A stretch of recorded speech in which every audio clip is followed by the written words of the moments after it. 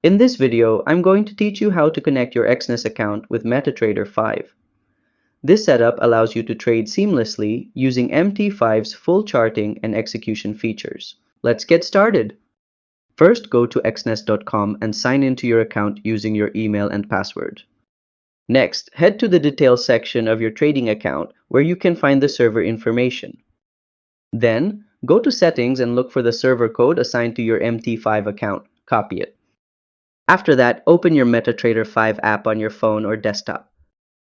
Click Settings at the bottom right, then tap New Account to start linking your broker.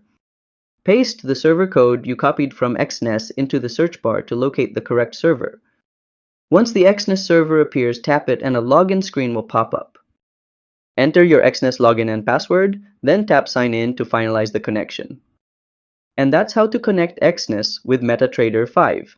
If this tutorial helped you out, don't forget to hit like and subscribe to How to Tutor for more quick and helpful trading guides. See you next time!